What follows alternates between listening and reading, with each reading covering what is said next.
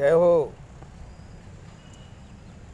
शक्तिपात साधकों के लिए शुभ रहे आपका दिन। बहुत दिनों के वीडियो नहीं दिया था क्योंकि साधकों के वीडियो चल रहे थे। वैसे भी कम वीडियो देने का मेरे स्वयं के ठीक लगता है, क्योंकि मुख्य जो है कार्य शक्तिपात और उनमें आने वाले परिवर्तन और उनकी अनुभूति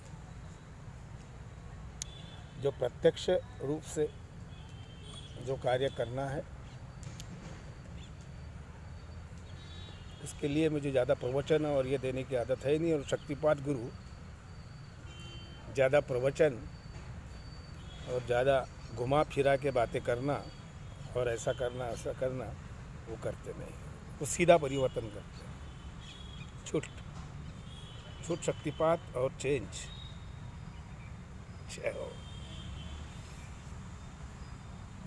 इन दिनों डिप्रेशन के एक वीडियो चल रहा है म्यांमार वाले का। वो कितना डिस्टर्ब था उसने स्वयं अपना अनुभव बताया है। उसका पहले वाला वीडियो भी चल रहा था। तो जो भी ऐसे डिप्रेशन में है, निराशा जिंदगी में आई है, आत्महत्या तक के उसका चल रहा है, वो भाव से, वो मन के स्थिति से, जहाँ वो जकड़ा रहता है काल के,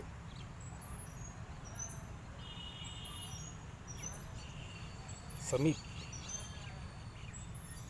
उसकी इतनी बुरी स्थिति रहती है, उसमें से भी उभार सक रहे हैं। जय हो महाशक्ति, महासूर्य, ऊर्जा शक्ति। ठंड के दिनों में थोड़ा सा गार्डन में बैठ के धूप लेना चाहिए। अच्छे से सभी लेते हैं। विटामिन डी भी शरीर को मिलता है, जिससे अपने हड्डियों को एक मजबूती मिलती है। और सैर करना चाहिए थोड़ा सा गार्डन में, 2-4-5 किलोमीटर। मुझे सुबह के शक्तिपात रहते तो समय नहीं मिलता है, कभी कभी मेरा ध्यान है तो कभी कभी समय निकाल लेते हैं। पहले नियमित रूप से था। और रही डिप्रेशन की बात, बताया कैसा उसमें से उभर गया है वो साधक।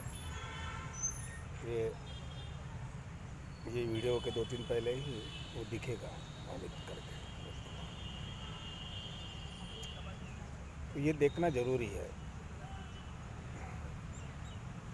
और आजकल डायबिटीज़, मधुमेह, शुगर के बहुत पेशेंट होते जा रहे हैं। शक्तिपात लेने के बाद नियमित रूप से अगर ध्यान साधना करी जाए तो शुगर, मधुमेह ये भी नियंत्रित हो सकता है। मगर उस लेवल से उसने साधना करना चाहिए।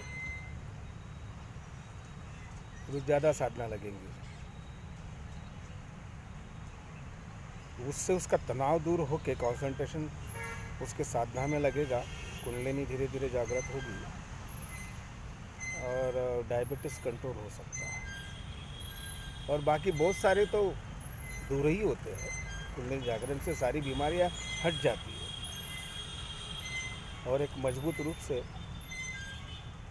उसका आत्मा की शुद्धि होती है। अंदरूनी सारा होता है। हर चक्रों में अलग अलग फ़ायदे हैं। कौन सा क्या चक्र से लाभ है, कौन से कलर से क्या है, इसके बारे में मेरे वीडियो चल रहे हैं, देख सकते हैं। मगर ये बहुत बड़ा एक आनंद मिला कि डिप्रेशन वाला जो आत्महत्या करने में प्रवृत्त था,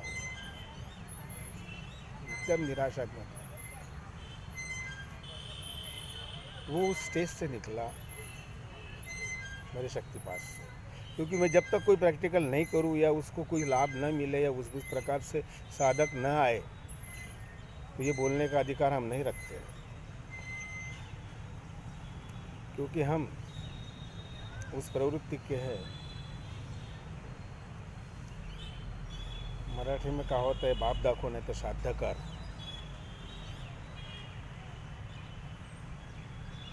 इसको हिंदी में बोल सकते हैं, सिद्ध करके बता, सही बात है तो बता, ऐसा कुछ है, आया है। अब ध्यान तो लगा ही सकता हूँ, देखो उनको ध्यान ही लगाना कितने बड़ी बात है। उसके बाद जो हो रहा है वो अनुभूति बताते हैं, वो प्रैक्टिकल है। इतने दूर दूर से मेरे आश्रम या मेरे घर या मेरे जगहों में आके उनको बोलने लगाता हूँ, और वो जो और मैं करवाता हूँ ऐसा तो है ही नहीं। बाकी सब ढोंग धतूरा है, बाकी जितने चल रहे हैं बाकी शक्तिपात गुरुओं के आश्रमों के कार्यक्रम, क्योंकि वहाँ उनके कई असिस्टेंट, सहायक, साधक, सेवाधारी गुरु के चेहरे चपाटे बहुत रहते हैं, अपना असर करते हैं, वो करते हैं। यहाँ तो वो स्वतंत्र हैं जो साधक लेता है शक्तिपात अपने स्थान पर, और मैं स्वतंत्र। जो होगा और जो होता है वो परम सत्य है, शाश्वत सत्य है। ये आप देख रहे हैं, इसीलिए मेरे पास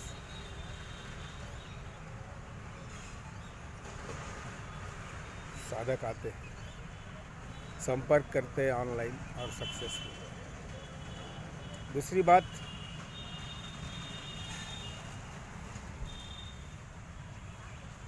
जो ग्रहण आ रहा है 26 तारीख का, वो बड़ा प्रभावी ग्रहण कहा जा रहा है। सारे ज्योतिष शास्त्र और सबके हिसाब से यूट्यूब में बड़ा अलग अलग चल रहा है। मुझे तो कोई ग्रहण से फर्क गिरता नहीं है, क्योंकि वो उसके ऊपर की सारे उसके ऊपर की शक्तियाँ हमारे साथ रहती है। और मेरे साधक और मेरे शिष्यों को भी प्रॉब्लम नहीं होना चाहिए। कम ज़्यादा हुआ तो फिर से थोड़ी ध्यान साधना करके वो अपना ट्रैक, मन की स्थिति वो प्राप्त कर सकते हैं। चिंता ना करें। और दूसरी बात, मैं 31 तारीख को दिल्ली में हूँ 31 तारीख को दिल्ली में हूँ। वहाँ के हमारे गुड़गांव के अभी साधक बने हैं, शिष्य बने हैं, गौरव, बहुत अच्छे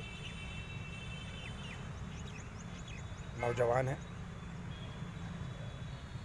तो मैं आ रहा हूँ बोला, तो वो बोले हम मिलने आएंगे ज़रूर, और करेंगे, हमारे मित्रगण भी आएंगे हमारे।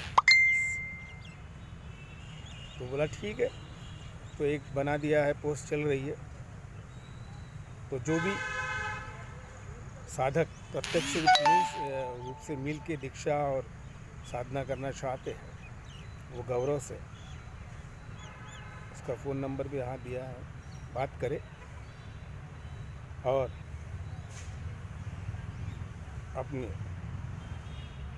अपना रिजर्वेशन करें, क्योंकि लिमिटेड 5-10 लोगों का ही वो रहेगा। वे लाभ लेवे, क्योंकि साल में 1-2 बार ही मैं दिल्ली आता हूँ। जय हो।